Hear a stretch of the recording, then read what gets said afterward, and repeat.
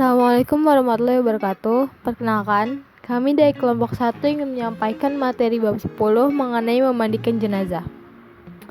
Kelompok 1 terdiri dari saya, Adinda Siti Dewi nomor absen 1, Akmal Rizky Ramadan nomor absen 2, Anissa Nur Isnaini nomor absen 3, Aryo Seno Handoko nomor absen 4, Bagus Setiawan nomor absen 5, Dani Satriansa nomor absen 6, Erlangga Saputra nomor absen 7, dan Fahri Mutawa nomor absen 8. Berikut materi yang akan kami sampaikan. Perawatan jenazah. Ada beberapa hal yang harus dilakukan dalam pengurusan jenazah oleh keluarganya, yaitu memandikan, mengkafani, menyolati, dan menguburnya. Tetapi sebelum itu ada beberapa hal yang harus diperhatikan terhadap kondisi jenazah, yaitu 1. Pejamkan matanya dan memohon ampun kepada Allah Subhanahu wa Ta'ala atas segala dosanya. 2. Tutuplah seluruh badannya dengan kain sebagai penghormatan dan agar tidak kelihatan auratnya. 3. Ditempatkan di tempat yang aman dari jangkauan binatang. 4. Bagi keluarga dan sahabat-sahabat dekatnya, tidak dilarang mencium mayat. Memandikan jenazah. Ada saat wajib jenazah yang dimandikan. Pertama, jenazah itu sebagai agama Islam, apapun alirannya, suku ataupun profesinya. Yang kedua, didapati tubuhnya walaupun sedikit. Dan yang ketiga, bukan mati syahid atau mati dalam peperangan membela agama Islam. Yang kedua, ada syarat wajib orang yang memandikan jenazah. Yang pertama, harus beragama Islam, berakal sehat, sudah balik, berniat memandikan jenazah, mengetahui hukum dan cara memandikan jenazah, dan terpercaya, amanah, serta mampu menutupi aib dari jenazah tersebut. Yang berhak memandikan jenazah. 1. Apabila jenazah itu laki-laki, yang memandikannya harus laki-laki pula. Perempuan tidak boleh memandikan jasad laki-laki kecuali istri dan mahramnya. 2. Apabila jenazah itu perempuan, hendaklah ia dimandikan oleh perempuan pula. Laki-laki tidak boleh memandikan jasad tersebut kecuali suami atau mahramnya. 3. Apabila jenazah itu seorang istri, sementara suami dan mahramnya ada semua, yang lebih berhak memandikannya adalah suaminya. 4. Apabila jenazah itu seorang suami, sementara istri dan mahramnya ada semua, istrinya lebih berhak untuk memandikan suaminya. 5. Kalau jenazahnya adalah anak laki-laki yang masih kecil, perempuan boleh memandikannya. Begitu juga kalau jenazah itu perempuan masih kecil, laki-laki boleh memandikannya. Tata cara memandikan jenazah. A. Di tempat tertutup agar yang melihat hanya orang-orang yang memandikan dan yang mengurusnya saja. B. Mayat diletakkan di tempat yang tinggi seperti dipan. C. Dipakaikan kain basahan seperti sarung agar auratnya tidak terbuka. D. Mayat didudukan atau disandarkan pada sesuatu, lantas disapu perutnya sambil ditekan pelan-pelan agar semua kotorannya keluar. Lantas dibersihkan dengan tangan kirinya.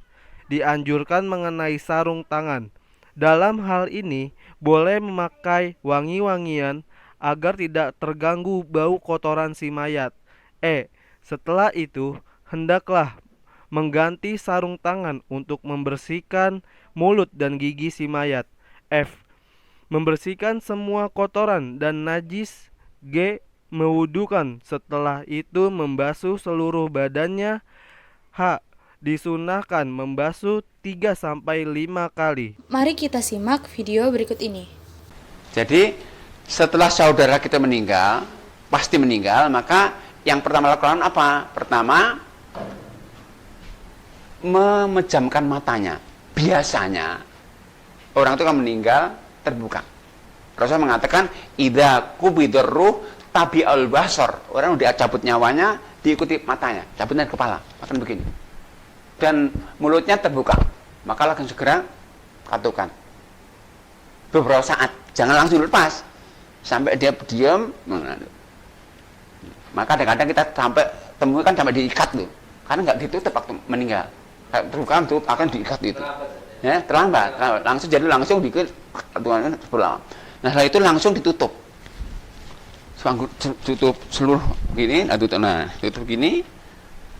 Nah, kemudian keluarganya ya segera ini diberikan peralatan mandikan. Untuk mandikan gimana caranya? Tentunya harus melepas pakaiannya semuanya. Jenazah itu lagi tidak harus didekapkan, kalau sedekap di sini aja. Kenapa? Jenazah itu cepat kaku ya. Nanti kalau sedekap dimandikan sulit. Dilepaskan pakaian juga sulit juga. Dan nggak ada sunahnya sedekap, nggak ada. Sunah sedekap orang sholat saja sunah sedekap itu. Jenazah nggak ada. Bahkan jenazah itu kalau sedekapkan nanti kebutuhan kafan lebih lebar. Kan begini kan lebih lebar nanti. Kalau gini enggak. Begini aja. Tutup ini kemudian kita angkat atau kita lepas di kamarnya atau kita angkat dilepas pakainya di tempat ruang begini. Perhatiannya tertutup kalau bisa ini ya. Nah, melepas pakaiannya itu kalau masih lemas dilepas biasa agar pakaiannya bisa dimanfaatkan saat yang hidup. Dengan cara bagaimana? Ini satu orang Ustadz megang ini satu di atas ini. Nah, ini pegang ini, Ustadz pegang ini lah gini. Nah, satu melepas pakaiannya ya. Jadi yang melihat nanti hanya yang melepas saja. Yang enggak, jadi lepas pakaiannya sama lepas semuanya, ini kalau masih lemas. Tapi kalau sudah kaku pakai gunting. Gunting ini, gunting sampai gini. Celana pakai sampai pegang tinggal lepas. Lepas semuanya baru kemudian diangkat ke tempat di mana kita mandikan. Tetap ini Pak tutupnya ini. Tutupnya kalau bisa seperti ini. Yang tebal seperti handuk ini. Dan dua. Cuman yang satu jangan tutupkan, satu ditahan nanti untuk pengganti nanti. Nah, setelah itu ini langsung dimandikan. Kalau bisa, kalau ini mejanya kan udah bagus ini kan ada ininya kan. Nah, jangan kalau bisa sebisa mungkin jangan langsung ditaruh di atas papan meja. Kenapa? Kalau nggak begini nanti kotorannya kemana-mana. Kalau ini kotorannya bisa turun. Sini, langsung turun ke sini. Ini meja ini banyak dijual nih, udah banyak jual nih. Paling bagus ini, gini, jual. Nah, kemudian setelah itu dimandikan. Dimandikan itu mungkin yang prosesnya 3. Satu mengambil air. Nah, airnya siapkan. Air itu yang bisa, yang sunahnya tercampur dengan daun bidara. Pakai gentong ini, ambil daun bidara ditumbuk, dicampurkan. Itu kemudian satu ember kecil begini, air yang tercampur dengan kapur barus. Kecil saja. Jadi yang besar ini dengan daun bidara, ini nah sunnahnya nanti untuk memandikan itu ganjil. 1, 3, 5, 7 atau lebih itu usaha ganjil. Karena Rasul pernah sama itu ihsilniha bima in wasidrin talatan au khamsan au saban aktar mendalik. Kata Rasul, mandikan putriku dengan 3 gayung, 5 gayung atau lebih kalau itu membutuhkan dengan jumlah ganjil. Nah, yang itu kan ini sudah terlepas ya bajunya ya. Maka 2 orang tetap megang, 2 orang megangnya. Satu sini satu ada, ini satu belakang. Ini Ustadz pegang ini, yuk. Nah, satu situ. Nah, ya gitu. Nah, 2 orang proses memandikan. Jadi yang melihat badan jenayah yang mandikan saja. Ini nggak melihat yang megang ini. Yang satu siap untuk menyiapkan sabunnya, airnya, yang dibutuhkan. Dan sebisa mungkin pakai media. Medianya apa? Pakai masker, sarung tangan. Ada semuanya di sini ada sarung tangan. Untuk apa? Ini ada 2 manfaatnya. Jadi orang itu meninggal berpotensi menularkan penyakit. Ya. Orang itu meninggal berpotensi menularkan penyakit. Nah, penyakit orang meninggal itu bisa lewat sentuhan. Lewat sentuhan. Maka upayakan disampaikan pakai masker juga pakai sarung tangan. Itu sunnah. Jadi itu untuk medisnya. Jadi itu menghindari.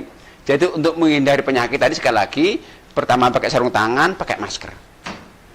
Yang kedua, secara sunnah begini, agar dengan pakai masker, pakai sarung tangan, kita nggak menyentuh aurat langsung. Kita nggak mau kotoran langsung. Jadi ya gini.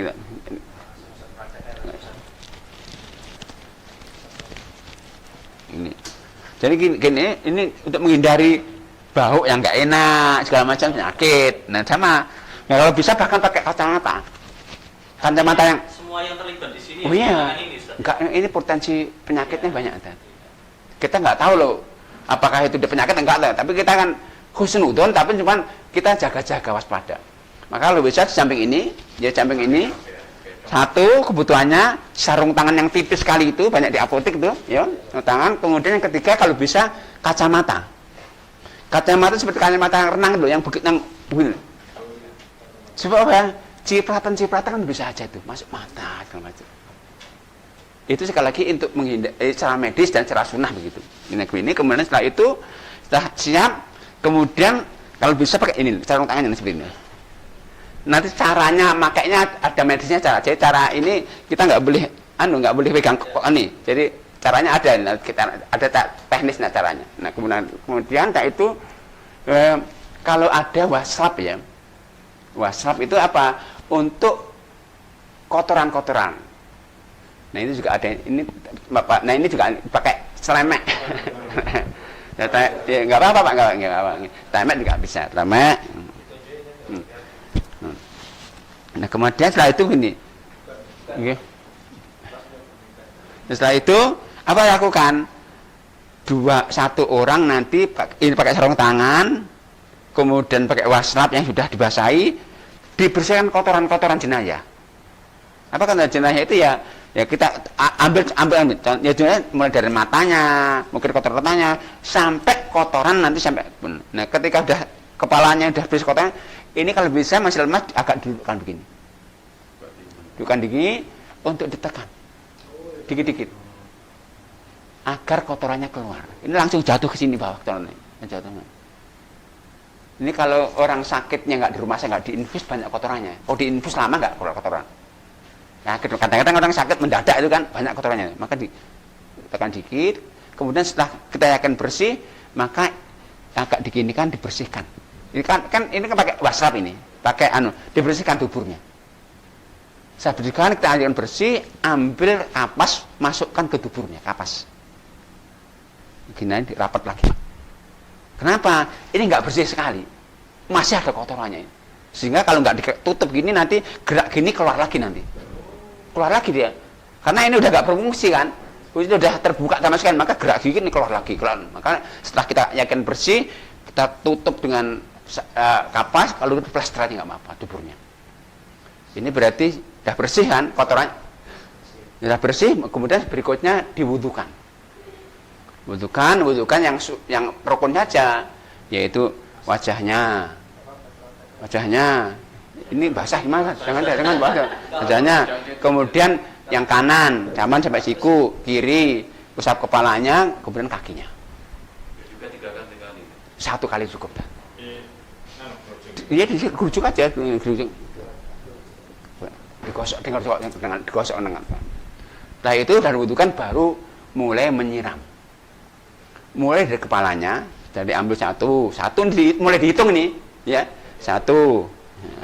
Ya, ini satu, gini, kalau udah basah semuanya disabuni, dikeramasi.